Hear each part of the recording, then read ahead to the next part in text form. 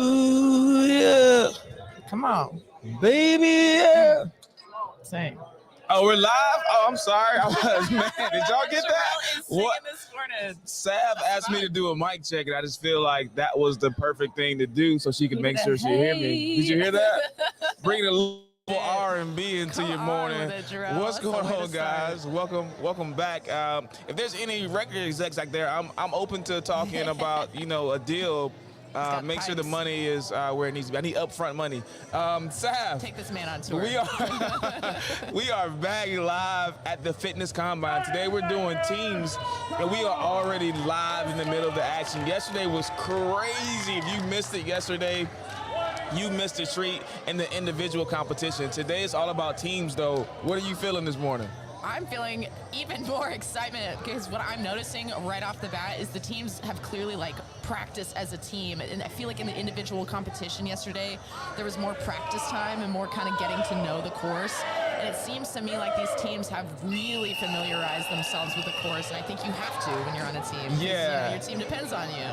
Yeah, so, they came in and got straight to the money this morning. It was like, yo, we're here and we're here to compete and to dominate. So what you guys are seeing right now is the team sled push, and what it is it's a timed event just like yesterday, but now it's down and back, and then we trade off, and we're trying to get as many rounds as we can within that 5-minute window of time. So it's still the same thing as yesterday. 7 events, 5 minutes per event, and 2-minute transitional period / rest, talk to your coach, get water, all of that stuff right now. As you hear in the background, the energy is amazing. The coaches are live this morning. The athletes are live this morning, and so are we. Again, this sled is on level 2, so there's gears in that sled. Okay, you found out. I found out, yeah. Right, cool. I took a deep dive into my journalistic approach. Good, and somebody's got to do the research. Somebody has to do the research here, right? Yep. And so they're on gear 2, which is probably about 20 to 30 pounds of resistance that they're pushing against. Again, this is about speed. From partner to partner. This is now a team effort. This is a team, yep. It's like a whole different vibe almost. Yeah. It's the same events, but because of the team element and having to depend on each other, they're really okay, they're so alert on this. And the energy is higher, yeah. Because you don't want to let the team down, right? Because you know somebody's waiting for you. It's not just me. It is down, back.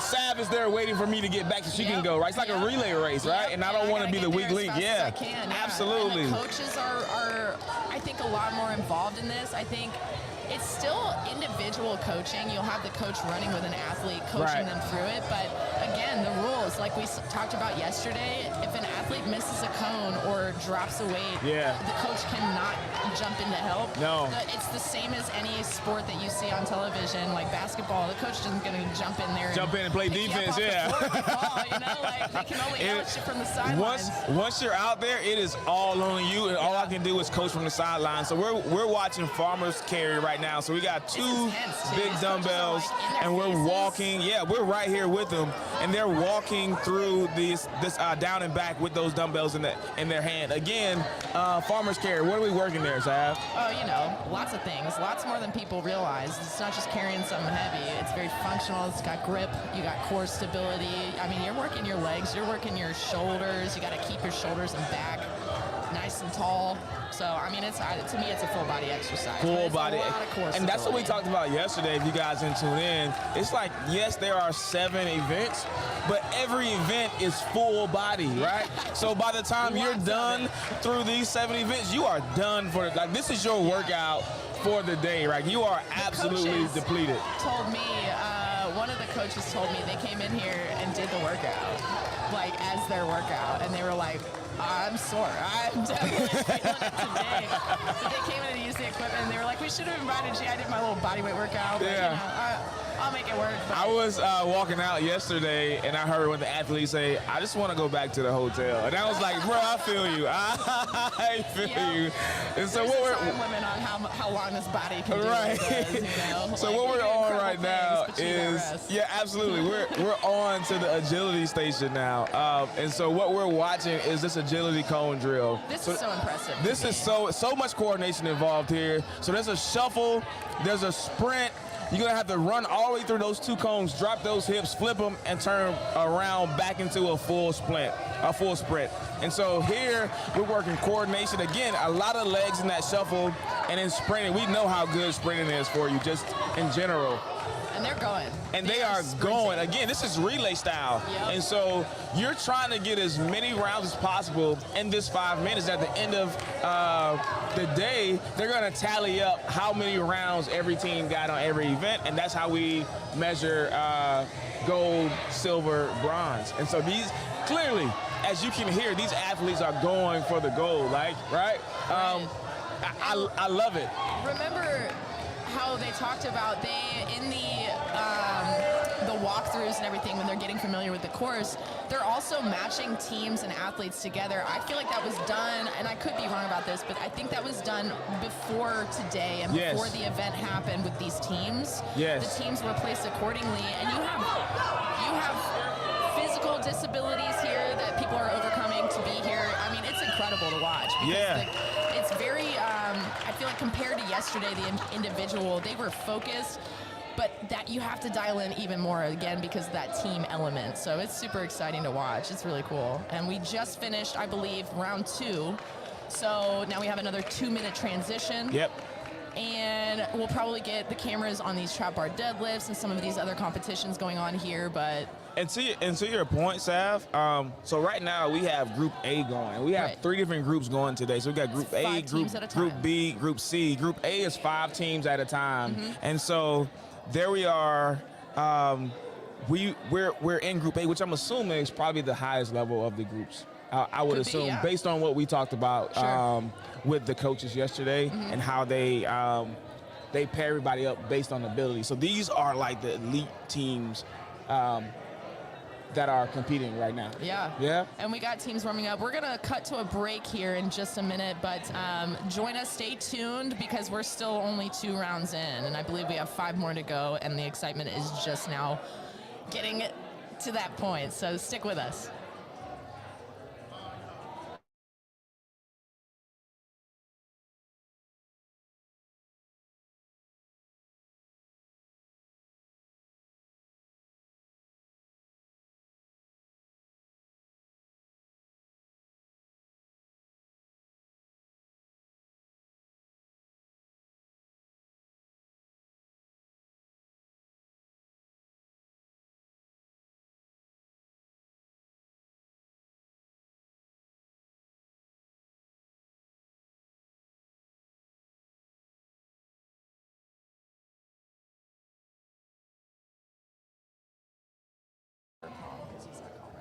Yeah.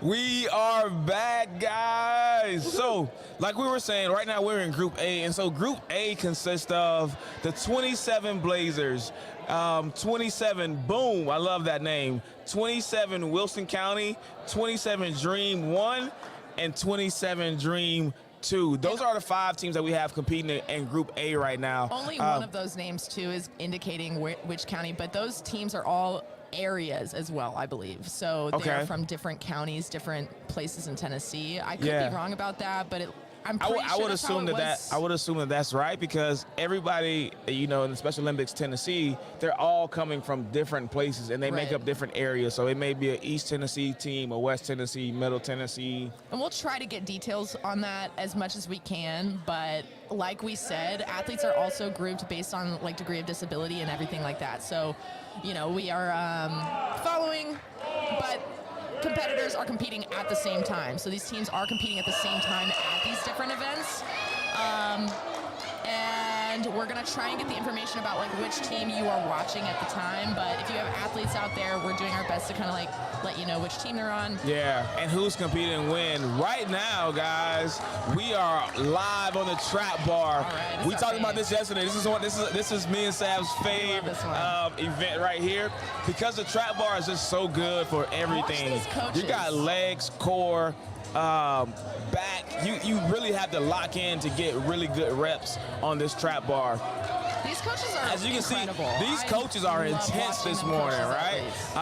So I think we have 5 reps on the trap bar, and then we go into a core exercise, which is those shoulder taps, which is more core, more coordination, more stability. The goal here is to lock those hips in and touch opposite hand, opposite shoulder, right? We have Dream Team over here. This is Wilson County. I'm seeing on the shirts over here at Trap Bar Deadlift, Wilson County Dream Team. We got some pretty immaculate form over here. Man, I'm not mad at it. It's pretty fun to watch. I'm not mad at this form at all. These coaches are really, I mean, to be able to coach a deadlift, I was talking with Jarrell about this yesterday and a couple of the coaches and telling them how much I admire in 3 reps you're able to like completely transform a rep into a perfect rep.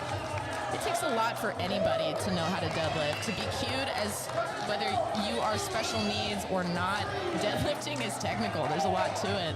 So to coach somebody through that with the perfect cue for that person, we talked about coaching the individual yesterday and how important that is. I mean, that's what's happening right here today. These coaches are on another level. I don't think the world knows how much these coaches are doing and how much they know in order to know how to coach each individual here today. Because deadlift is just one of the more technical lifts to coach in general. I'm impressed, and these athletes listening to the coach's cues and every single rep taking in that cue and applying it, making every single rep better and better, every single set better and better. And they are motivated right here. They are dialed in. They are not anywhere but right here in the present moment. Jarrell, would you agree? I mean, yeah, I would agree 1,000%. So right now we're moving on to the slam and throw. So here's what the athletes are doing. They have one big slam. They're gonna take that ball and throw it as far as they can forward, and then they sprint, or they do jumping jacks, and then they sprint and do it again. So it's almost like a leapfrog type situation. Right. As you can see, the athletes are trading out as they slam and throw. The next athlete comes on and does the same thing. And so they're trying to get down and back as quickly as they can. And so this is another total body exercise, man. Like, This is a lot. We're talking cardio, right? We're talking cardio. We're talking strength. Man, I'm glad to be under the tent right now. I'm not gonna lie to you. Like, these guys are really going hard, and I love it. And this is the first time ever in Special Olympics Winter Games that a fitness combine has been a part of Special Olympics. So this is a first-time event, not just the individual event yesterday, but the team event today. First time for all of these athletes, all of these coaches, all of the coordinators, every single person in this room, including Jarrell and I. This is our first for us as well. Simultaneously really exciting, but also like this is intense to watch. Yeah, but to that point, competition in the air right now. Yeah, to that point, like yesterday, we talked with 2 of the coordinators, and we were just talking about like what made you want to get it to bring a fitness combine into it. And they were just saying, like there's so many different elements that are involved in it. Yeah. But there's also like remembering that like these athletes don't have any limits, and a lot of time they have perceived limitations that we place on them because of their different abilities. And so we're literally showing the world right now. There's no excuse. I almost cussed there, but there's absolutely no excuse for that. And I'm passionate about it because so many people bring up oh man, whatever, and then we don't really. We make up excuses all the time. I do it too, and it puts into perspective how dumb that is. Yeah. I mean, like if you have a body, you are an athlete, and that's what our friend Landon from Nike was talking about with us yesterday. If you have a body, you're an athlete, and there's, I'm sure, a elite athletes out there that might disagree with that, but I don't care because I think everybody deserves the opportunity to compete like this and to be able to overcome whatever it is that you are dealing with. Well, we also know there's different levels of athletes, and so what you're seeing right now, what you're watching is the overhead snatch along with a sprint and down and back. So we're gonna take those dumbbells, we're going over our head, down to the floor, overhead. He's feeling good. I'm not mad at it. You know, you gotta get the pump. You know what I mean? You gotta get the pump while you can. Functional, you're right. wrong. You are wrong. I'm just gonna say it. But this is awesome. We got some jerseys, like matching teams. So I'm trying to figure out who's who, but doing our best here. But now we are in the middle of another transition. 2 minutes. We've gone 3 rounds now. Yeah. And we still have 4 to go. I believe it's still 7. Today? Okay. 7 events. So we're just finished 3, heading into 4. So these athletes still have another 30-ish minutes of actual work to put in. And that's another reason Jarrell and I, we have a list of names and of the athletes and teams, but when it comes to a competition like this, a fitness combine, I mean, I'm pretty sure they do this with combines like CrossFit and stuff like that. There's competitions happening at the same time because if you slept and then you wake up and you come here, you kind of have to time things out, you know? You can't go lift and do all of this intense exercise after a full breakfast, you know? You got to time out. These athletes probably woke up this morning, were eating breakfast with just enough time to let it digest so they can get here and feel good, ready for the competition. I mean, there's a lot. And then, you know, we have to consider like where the coaches are at and like getting everybody in the same group to be at the same time, you know, so there's a reason that things are laid out the way they are, and Jarrell and I are keeping up with all of it the best we can. We're trying our best here, it's baby. It's really exciting. I wish everybody could be sitting where we are sitting in the middle of all of this. Yeah, because one, the energy is amazing. Like I'm out of my seat. And then two, like again, like we talked about before, like just seeing all of these different abilities here is just amazing. I've taken so much from this just from being here.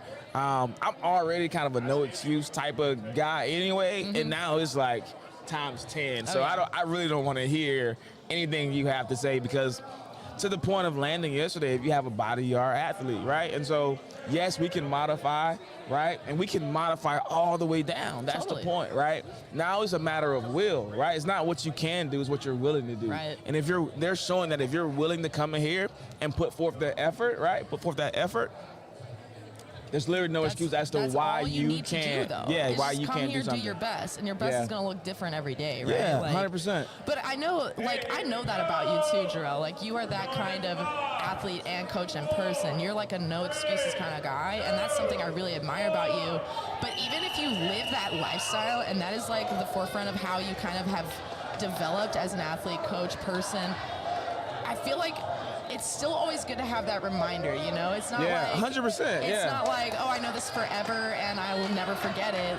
We all of us need those reminders. And it's, you know, so I think it's important to note that, like, you may be that way, but there's never don't pass up any opportunity to be reminded of. Oh, absolutely not. Which again is exactly why I said, like, I already knew that, but seeing it again, being reminded of that again, like, I wish all of my clients could be here. Right. Like, I wish this was streamed nationally right now. I wish all my friends that are coaches could be here. The way that people watch the CrossFit Games, I wish we had that kind of coverage to show the world, to show and inspire the world. So again, right now we're back to that sled push. This is round 4. Athletes have our time on going down and back on this sled. And we're on level 2, gear 2. Sled, Sav. We got glutes, we got quads, we got hammies, we got core strength, we have stability, and most of all, we got cardio, baby. That heart rate goes from 0 to 100 real quick, right?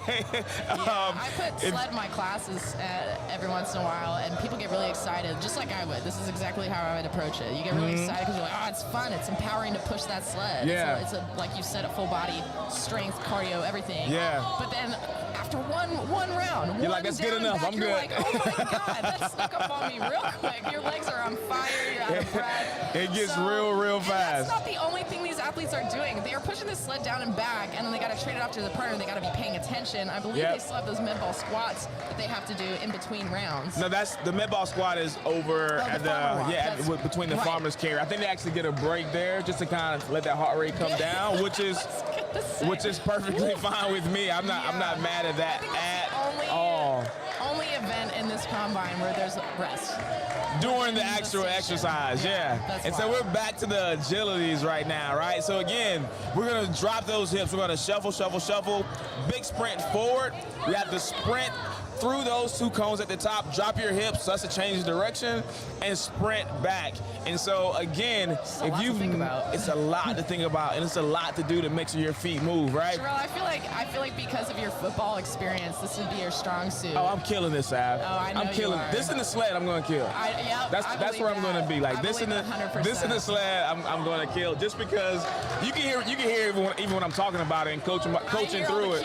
Right. Yeah, you got to take me through some cone drills because that's not my strong suit. Yeah, because I get too distracted. I'll be like, what cone am I going to do? Oh no, I got fast feet. But once you start putting directions and stuff, I'm like, I got to work on that for sure. And this is all about changing direction. So when we say athletes, that's exactly what we mean. Like we're not using that word loosely.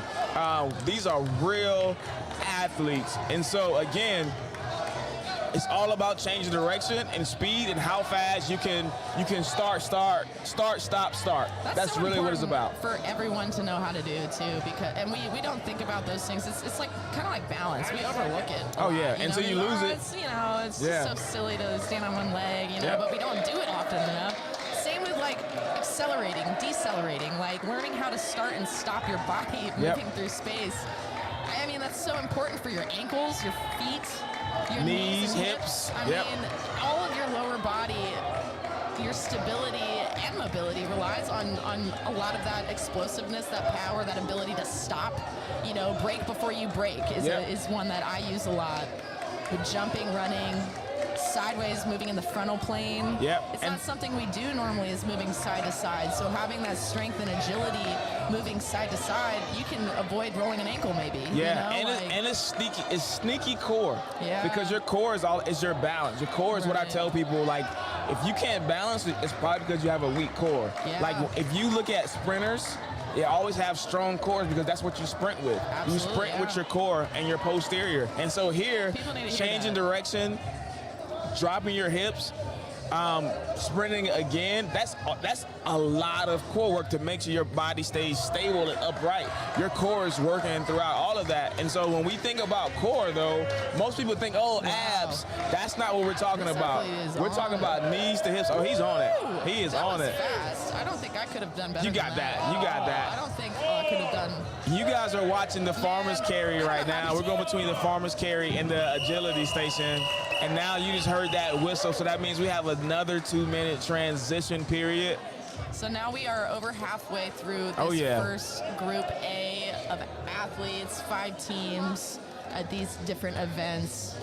And we're going to try and show you guys, I believe we have 3 more rounds. We'll try and show you some more of this farmer carry, show you some more of the slam and throw, the trap bar deadlift. And it's cool because I think there's a couple of the athletes from yesterday who competed are here to watch and cheer on athletes for the team event today, which is cool. Yeah, like we talked about earlier, the community here is really what it's about, right? The community is so strong, and these athletes I do this all the time, and be around people like this all the time because it's so positive. This is what fitness culture should feel like. Absolutely. Right? This is what fitness culture should feel like. Like, we have athletes here of varying abilities. And so no matter if you're at the top of the food chain or the bottom, we're here to support you. We're here to cheer you on. We're here to keep you going. No matter where you are on your journey, if it's day 1 or if it's day 2001, right? We want to make sure that you're going to get what you came for. Not just that, the athletes that are on day 2001 are here to make sure that the athletes that are on day 1 get to day 2. right? Yeah. So you keep going, and let me show you what happens when you keep going. Let me show you what happens when you're consistent. Let me show you what you could be. Reminiscent of is, I haven't been in the military, but you hear about never leave a man behind, right? Yeah. Like if a man is down and you see him down and you're gonna go pick him up, right? But you know the military, they train harder than anybody on earth, right? Yeah, there's a brotherhood there, yeah. Right, and so I think it gets lost in translation a lot when you have a goal and you're an athlete and you're like, well, I need to be around, people who are better than me. That's absolutely true, but at the same time, like, you still can do incredible things and still be a part of a camaraderie, part of a group, and part of helping other people, and picking up your partner next to you when they fall, and because you're going to need it at some point. Yeah, because inspiration flows both ways. Absolutely. Right. So maybe I'm inspiring to look like you, and I'm inspiring you because I keep showing up to look like you, right? There's like the work that you're like, oh, I remember when I was that guy. So let me flip that switch again, right? And they're saying, better. I'm chasing you, and you're like, no, bro, you're inspiring me because I let my flame die a little bit. Inspire me more than probably anybody I know. Yeah. My clients who are paying me to help them. And I'm doing that, but I'm better at doing that because I look to them for inspiration as well. Yeah. And what they bring to the table, because they're bringing their best. And to watch that happen is pretty freaking incredible. Yeah. When they show up and that you see them improve, it's because they are, and that inspires you. If you inspire to be inspired, I think it makes you overall a better athlete, a better coach, a better human being. And there's no point in being a better athlete, to me, if you're not going to also improve as a human being. And that might just be my opinion, but I don't know. Well, we can talk more dig more into that now. What you're watching now is that trap bar deadlift. And so again, you see some athletes that are squatting on the chair with a loaded squat with a plate in their hands. Again, that is what we call a modification. So no matter what your abilities are, you are going to compete today. So maybe you're not ready for the trap bar yet, and so we start you with a chair with a weight in your hand. That's literally all it is. No matter what level you're on, it's all about willingness and not what you can do. Are you willing to come in and start from the modification and earn the trap bar, right? Are you willing to come in and compete no matter what? Like, don't find an excuse, find a reason. Well, I always tell my athletes too, when it comes to modifications, there is nothing to be ashamed about. If anything, it's the smartest thing you can do is to modify an exercise to make it work for where you are at for your body. Because otherwise, if I put you talk about it too, earning the weight.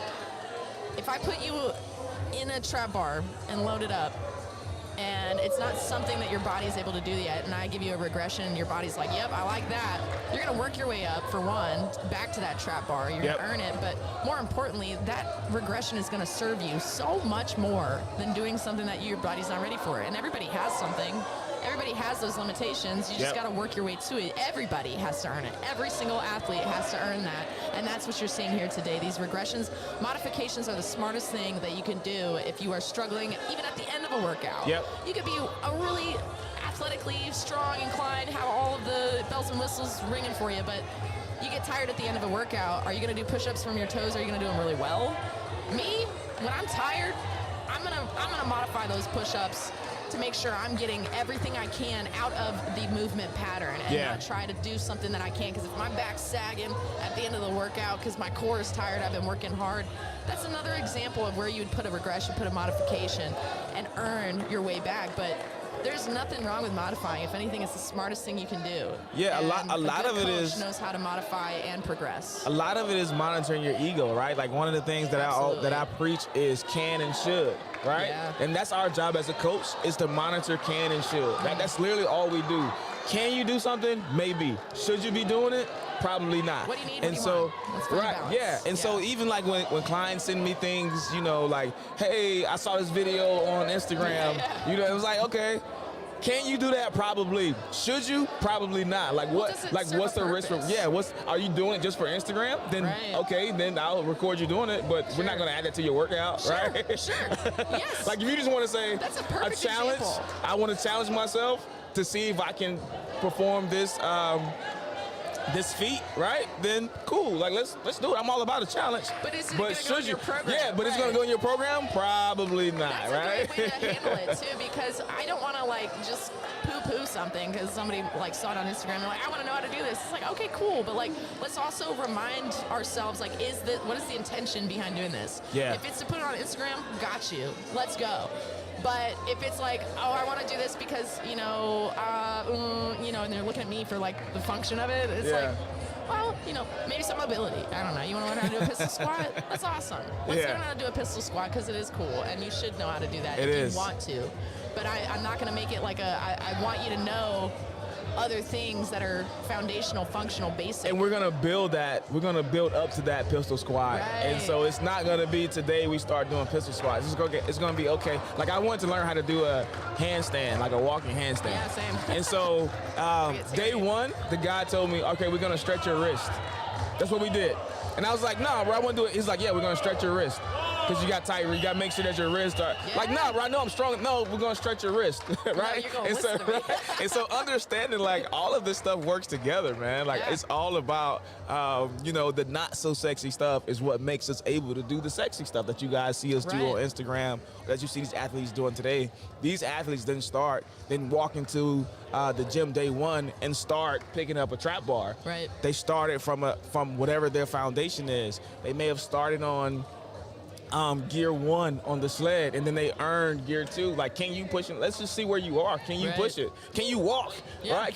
Do you have the ability to just walk down and back? Now we add some resistance to that. Now there's so much functionality to what we're doing for these athletes are doing here.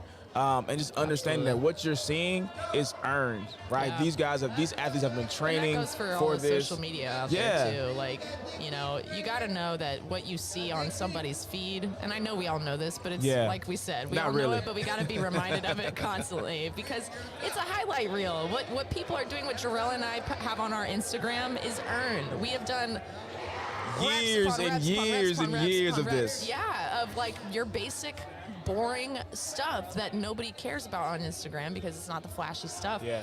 But when I see a coach, talking about a bodyweight squat, I'm like, ooh, who are you? You know something.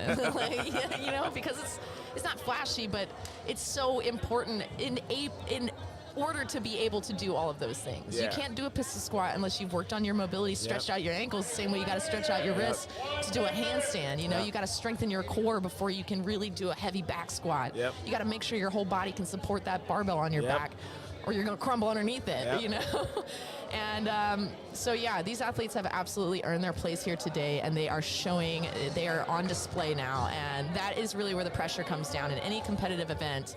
The pressure is on when people are watching you. What you've trained for, this is the moment. This is it. And we're going to take a quick break here, and we'll be right back at the start of the next event. Let's go to work, guys.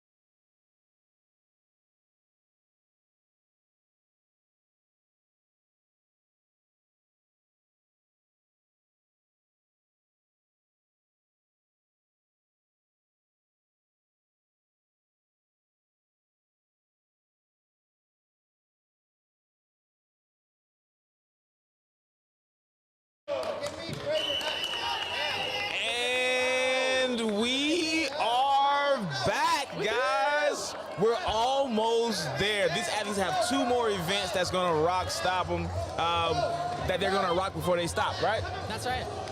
So, we'll bring on the next Savvy Sav, so far, how does it look for you in here? I mean, it gets more intense because I think the longer that we go through it, the more rounds, the more the athletes are getting excited about it. Because I think the first few rounds, they're flying through these agility courses and stuff.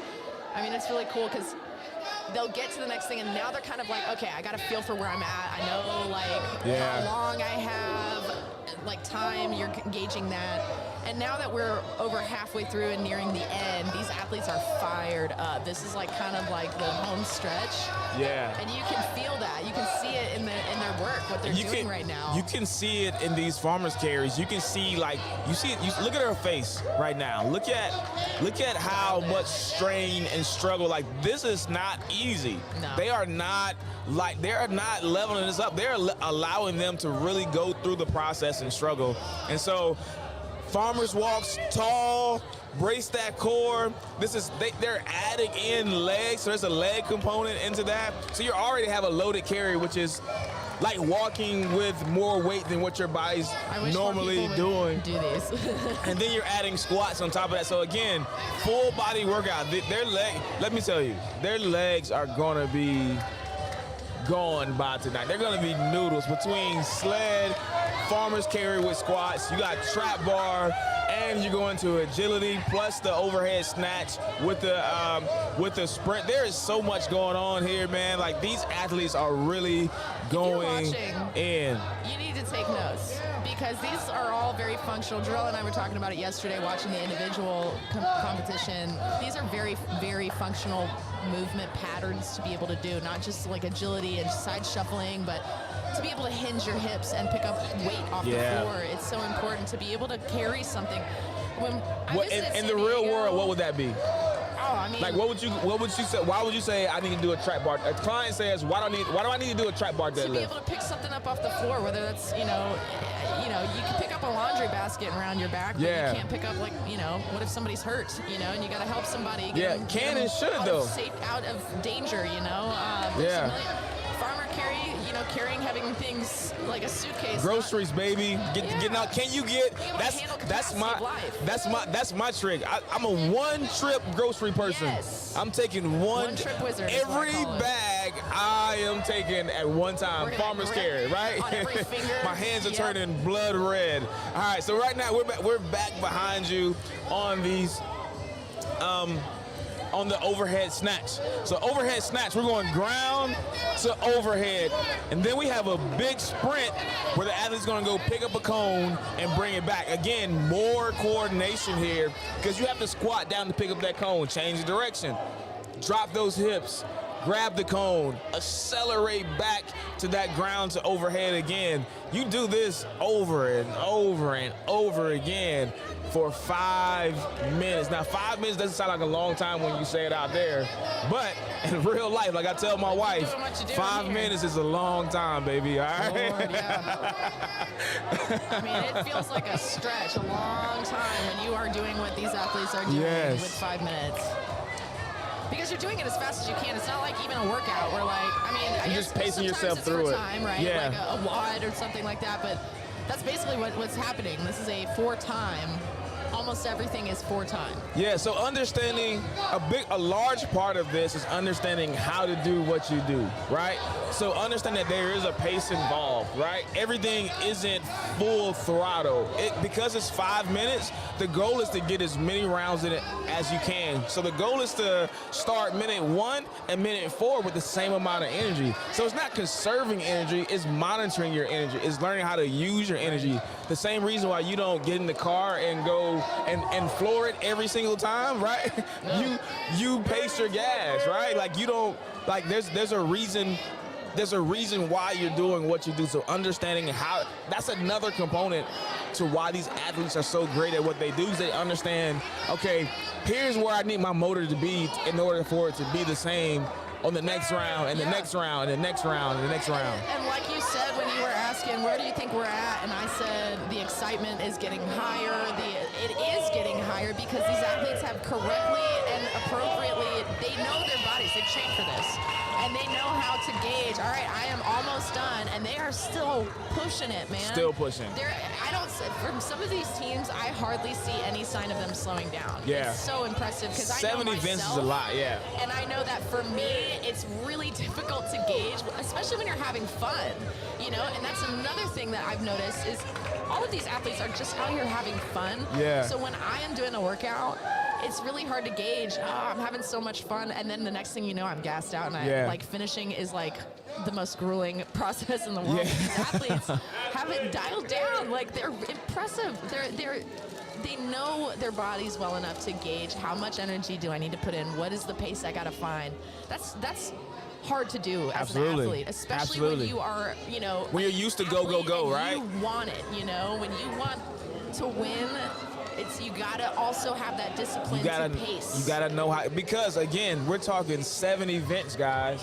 7. You have to go through every single event. Every athlete on the team participates in every event, and so if you gas yourself on the sled push, that means when it's time for the trap bar, you have nothing to give your team. That's right. Right? Or if you gas yourself on the first 3 events, that means the back end, you have nothing to give your team. So understanding how to monitor your energy expenditure is huge, right? Absolutely. Like, not just with athletes, but with everybody. Like, understanding, okay, when to push and when to pull, not necessarily pull back, but just monitor, right? Because we're here to compete.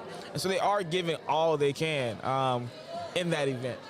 Absolutely. And we are now at our final 2-minute break, I believe. I think this is the last round, and I'll wait for someone to correct me if I'm wrong, but I think this is the 7th round. Yeah.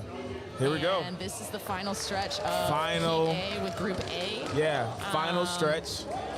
And we're about to get going here, but I think that was actually it. was Oh, it. we're That was the last done. round. Okay, well, no wonder the energy was so high. No wonder. And so we're about to have a quick transitional period where we're going to bring in our Group B. And so while we do that, we're going to take a quick break, and we'll see you guys in a few.